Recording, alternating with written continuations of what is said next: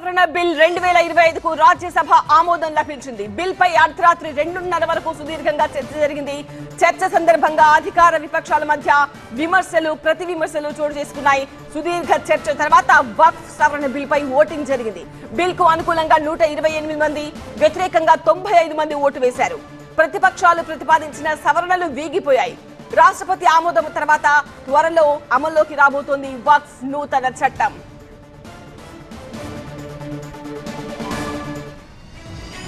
మొత్తానికి ఓ పని అయిపోయింది.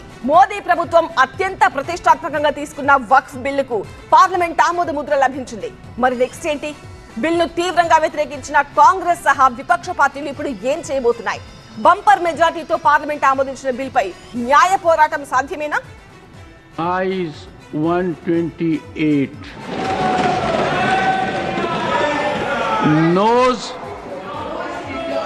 95 Abstention 0. The bill is passed. ఇప్పటికే లోక్సభ ఆమోదం పొందిన వక్ఫ్ చట్ట సవరణ బిల్లుకు రాజ్యసభ కూడా గ్రీన్ సిగ్నల్ ఇచ్చింది. బిల్లుపై నిన్న అర్ధరాత్రి దాటే వరకు విస్తృత చర్చ జరిగింది. విమర్శలు ప్రతి విమర్శలతో సభ ప్రతిధ్వనించింది. కేంద్ర మైనార్టీ వ్యవహారాల శాఖ మంత్రి కిరణ్ రిజిజు సమాధానం అనంతరం సవరణల వారీగా ఓటింగ్ జరిగింది. బిల్లుకు అనుకూలంగా 128 మంది, వ్యతిరేకంగా 95 మంది సభ్యులు ఓటేశారు. ప్రతిపక్షాలు ప్రతిపాదించిన సవరణలు వీగిపోయాయి. దీంతో బిల్లు ఆమోదం పొందినట్టు ప్రకటించారు రాజ్యసభ చైర్మన్. అంతకుముందు వక్ఫ్ చట్ట సవరణ బిల్లుపై రాజ్యసభలో వాడివేడి చర్చ జరిగింది.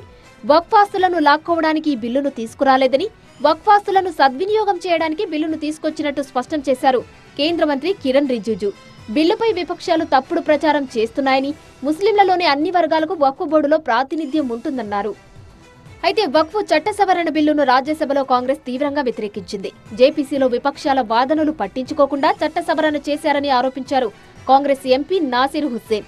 వక్ఫ్ బోర్డు అధికారాలపై కావాలని బీజేపీ తప్పుడు ప్రచారం చేసిందని మండిపడ్డారు. ప్రజలను నాశనం చేసే నిబంధనలు తప్ప కొత్త బిల్లులో ఇంకేదీ లేదని ఆరోపించారు ఏఐసీసీ అధ్యక్షుడు మల్లికార్జున ఖర్గే.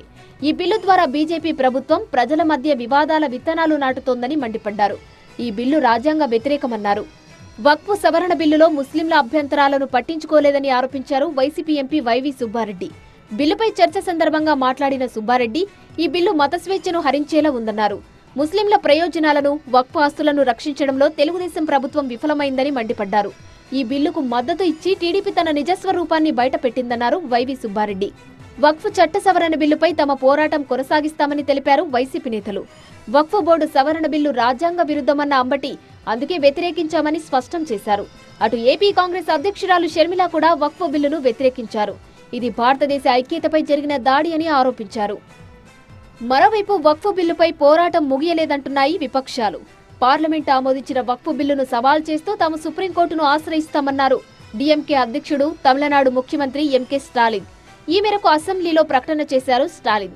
బిల్లు ఆమోదం పొందడాన్ని నిరసిస్తూ నల్ల బ్యాడ్జ్ ధరించి అసెంబ్లీకి హాజరైన స్టాలిన్ ఇది రాజ్యాంగ నిర్మాణంపై దాడి అని, మత సామరస్యాన్ని దెబ్బతీసే చర్య అని మండిపడ్డారు. வக்ஃப் திருத்த சட்ட முன்வடிவை திரும்ப பெறு திரும்ப பெறு திரும்ப பெறு திரும்ப பெறு.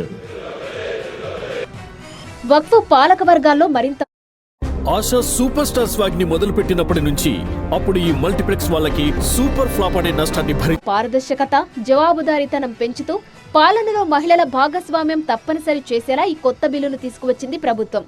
ఈ మేరకు 1995 నాటి వక్ఫ్ చట్టంలో దాదాపు 40 సవరణలు చేశారు. ముస్లిం సమాజం నుంచి వస్తున్న డిమాండ్ల మేరకే ఈ మార్పులు చేసినట్టు చెబుతోంది ప్రభుత్వం. వాస్తవానికి ఈ బిల్లును గతేడాది ఆగస్టులోనే లోక్సభలో ప్రవేశపెట్టింది మోదీ ప్రభుత్వం. అప్పుడు దీనిపై విపక్షాల నుంచి పెద్ద ఎత్తున వ్యతిరేకత రావడంతో జాయింట్ పార్లమెంటరీ కమిటీ పరిశీలనకు పంపింది. పలు ప్రతిపాదనలతో బిల్లుకు జేపీసీ ఆమోదం తెలిపింది. ఇప్పుడు పార్లమెంట్ ఆమోదం కూడా లభించడంతో రాష్ట్రపతి ముందుకు వెళ్లింది వక్ఫ్ చట్ట సవరణ బిల్లు. రాష్ట్రపతి ఆమోదం అనంతరం చట్టం అమల్లోకి వస్తుంది.